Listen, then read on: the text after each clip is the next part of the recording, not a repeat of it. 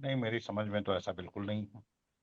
जी। अभी तक कोई ऐसा चरण नहीं है जिस चरण में आप ये कह सकती हैं कि अखिलेश या समाजवादी पार्टी को नुकसान हो गया है और भारतीय जनता पार्टी एडवांटेज में रही है।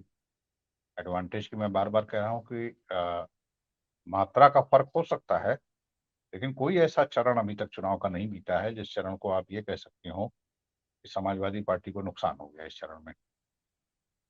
पहले चरण की कोई बात ही करना फिजूल है। दूसरे चरण के बारे में आप सब जानते हैं कि किस तरह से अल्पसंख्यक बाहुल इलाके थे। तीसरा चरण समाजवादी पार्टी का अपना गढ़ था। कम से कम 8 जिले तो उसके गढ़ ही थे, और बुंदेलखंड के वो जिले जो सामान्य तौर पर समाजवादी पार्टी के लिए उर्वर जमीन नहीं माने जाते थे, वहां भी उसका परफॉर्मेंस कोई खराब नहीं था और बराबर का मुकाबला कर लिया था। चौथा चरण जो कल हुआ है, आ, काफी डिबेट इस पर हो चुकी है कि चौथे चरण में पीलीभीत हो गया, सीतापुर हो गया, लखीमपुर हो गया, लखनऊ जैसे, जो कि कई दशक से समाजवादी पार्टी के लिए एक चुनौती रही है, लोकसभा की सीट, विधानसभा में तो 2012 में अच्छा प्रदर्शन रहा। और इस बार आपको अ, आधे से ज्यादा सीटों पर लखनऊ में, ग्रामीण की 4 की चारों सीटों पर, शहरी 5 सीटों में से 3 सीटों पर यहाँ समाजवादी पार्टी का आपको बहुत अच्छा परफॉर्मेंस देखने को मिल रहा है।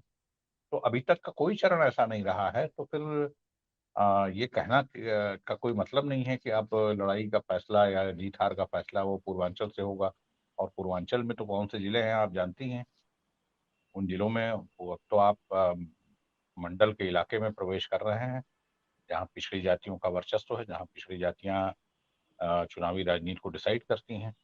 और पिछड़ी जातियों में लोनिया चौहान से लेके मौर्य काची कुशवाहा से लेके राजभर से लेके खुद यादव बिरादरी, उसके ऊपर साथ में एड ऑन एडवांटेज माइनॉरिटी का। तो ये कौन सा ऐसा इलाका है पूर्वांचल का जहाँ पे मुश्किलात का सामना करना पड़ेगा। मुझे तो नहीं लगता है कि कोई ऐसा इलाका बचा है जिसको आप समाजवादी पार्टी के लिए मुश्किल इलाका बता रहे थे लोग।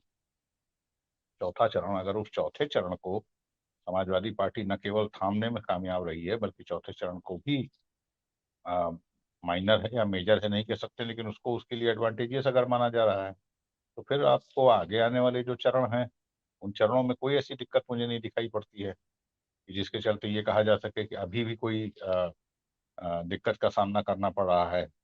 तो मुझे लगता है कि जो पूर्वांचल का कम से कम 7वां चरण तो बहुत ही अच्छा है। छठे चरण में कुछ जगह परेशानियां हो सकती हैं। और एक महत्वपूर्ण बात है, देखिए, आप देखिएगा जब चुनाव के नतीजे आएंगे, हम आप फिर उस दिन चर्चा करेंगे कि उम्मीद की जा रही थी कि पहले, दूसरे, तीसरे के बाद आते आते बहुजन समाज पार्टी के साथ भी कई जगहों पर टक्कर की स्थिति आएगी, या कुछ जगहों पर कांग्रेस के साथ एक मुकाबले की स्थिति बनेगी, वो भी एक कोण बन के आएगी।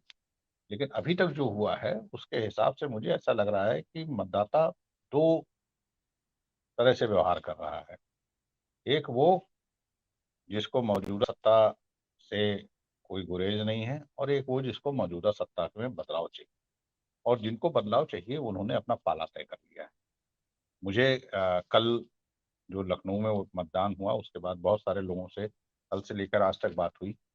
उसमें से एक बड़ी तादाद ऐसे लोगों की थी जिन्होंने अपने जीवन में कभी समाजवादी पार्टी को वोट नहीं दिया, और उन्होंने कहा कि हमने इस बार वोट दिया है। और वो ऐसा कह रहे हैं कि उनकी पार्टी कोई और है पसंद की, विपक्ष में ही उनकी पसंद की पार्टी कोई और है। आगे वो फिर उसी को चले जाएंगे वोट देने, लेकिन इस बार दे दिया है। और क्यों दे दिया है? क्योंकि उनको ऐसा लगता है कि सत्ता में जो है उन्हें बेदखल करने के लिए उनको जो सबसे मुफीद पार्टी लग रही है वो समाजवादी पार्टी लग रही है, इसलिए समाजवादी पार्टी को वोट दिया है। तो आप ये मान के चलें कि हो सकता है कि मैं ज्यादातर ऐसे लोगों से बात की हूँ मैंने, लेकिन कम से कम 1-8%, 2% के आसपास ऐसे भी मतदाता हैं जो किसी कीमत पर समाजवादी पार्टी को कभी वोट नहीं देते रहे और उन्होंने वोट दे दिया।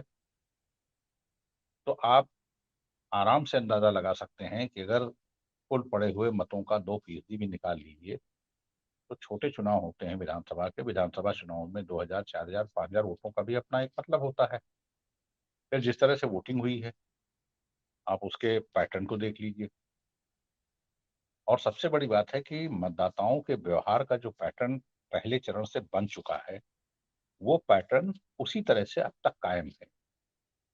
उसमें ऐसा कुछ नहीं हुआ है कि अचानक कोई अप्रत्याशित परिवर्तन हुआ। हाँ, एक परिवर्तन जरूर देखने को मिला है। कल पहली बार मोदी जी ने बहराइच में जब रैली की तो उन्होंने बाकायदा ऐलान किया और कहा कि अगर हमें मजबूर करना है या तुम्हें मजबूर देखना चाहते हो, हम मोदी को मजबूर करना है, तो आप भारतीय जनता पार्टी को वोट दें। तो पहली बार भारतीय जनता पार्टी, अब आप देखिए, आपको भी तस्वीरें आई हैं कि किस तरह से गोरखपुर या पूर्वांचल के तमाम इलाकों में अब केवल मोदी के पोस्टर लगाए जा रहे हैं। तो अब नौबत यहाँ तक आ गई है कि अब केवल और केवल मोदी की फोटो और मोदी नाम का सहारा लिया जा रहा है। तो ये जो चेंज इन स्ट्रेटजी है, ये अपने आप बता रही है कि परेशानी का आलम कहाँ तक पहुंच चुका है।